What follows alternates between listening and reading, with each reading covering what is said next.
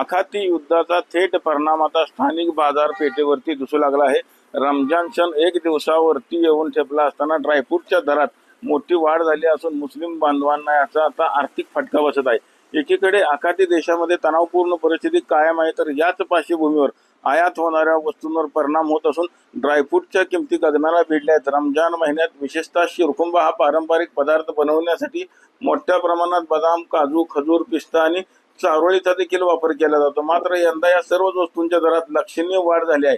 बदाम आणि काजूच्या दरात जवळपास 50 ते 100 रुपयांची वाढ झाली असून पिस्ता, चारोळे, खजूर यामध्ये 200 ते 300 रुपयाची खरं तर वाढ झालेली आहे. आपण जर बघितलं तर उद्या रमजानचा सण आहे. आपण होलसेल दुकानामध्ये आपण इथं खरं तर आलेलो ड्रायफ्रूटच्या याच दुकानामध्ये मोठ्या प्रमाणात खरं तर भाविक खरेदी करण्याकरता येत असतात. मात्र आता जर आपण बघितलं तर पूर्णपणे दुकान आता ओस पडलेलं आपल्याला पाहायला मिळतं. आपल्याबरोबर ते ड्रायफ्रूटचे व्यापारी काय सांगताल, कशा पद्धतीने आता बिझनेस चालू आहे? नमस्कार सर. आपल्याकडे भरपूर कस्टमरचा ओघ असतोय, पण आज आखाती देशातून येणाऱ्या मालाचा रेट वाढल्यामुळे बराचसा इम्पॅक्ट त्याच्यावर झालेला दिसतोय. दुकानात जेवढी गर्दी असायला पाहिजे, जेवढे कस्टमर असायला पाहिजे तेवढे कस्टमर येत नाहीत, कारण बरेचसे रेट वाढलेले आहेत. कशा रेट वाढलेत आणि किती वाढलेत? खरा पिस्ता वगैरे असतील, जे इराण ओरिजिन आयटम आहेत त्याचे 200-300 रुपयांनी रेट वाढलेले आहेत. त्याच्यानंतर खजूर वगैरे असतील ते UAE वरून येतात, तर त्याच्यात पण लक्षणीय वाढ झाली आहे. कमीत कमी 40-40, 50-50 रुपये, 100-100 रुपयांनी काय काय खजूर वाढलेले आहेत. तसेच उद्या खरं तर ईदचा सण होतोय, कशा पद्धतीने खरेदी करतात लोक? खरेदी सर, आता 1 किलो जर एखादा रेग्युलर कस्टमर आहे, तो 1 किलो जर त्याची रिक्वायरमेंट असेल तर तो अर्धा किलो, पाव किलो ह्या पद्धतीने घेऊन जातोय. म्हणजे खर्च जास्त होतो या उद्देशाने ते लोक थोडस कमी खरेदी करतात. धंदा आहे का तसा? धंदा प्रत्येक वर्षी असतो, त्याच्यापेक्षा कमी आहे सर धंदा यावर्षी, बराचसा कमी आहे. काय आता मागणी काय?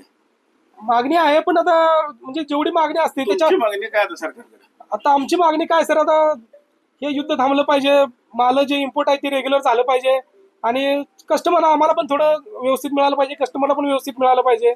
असं आहे. खर्च युद्ध लवकर थांबलं पाहिजे. आपण बघितलं असेल की आखाती देशामध्ये सुरू असलेल्या युद्धाचा थेट फटका आता सर्वसामान्य नागरिकांवर बसलेला आहे. उद्या रमजानचा ईद आहे, मात्र मुस्लिम समाजानं ड्रायफ्रूट खरेदी करत आता पाठ फिरवलेलं आपल्याला पाहायला मिळत आहे. पंढरपुरातून कॅमेरामॅन जगदीश रवी लवेकर, TV9 मराठी.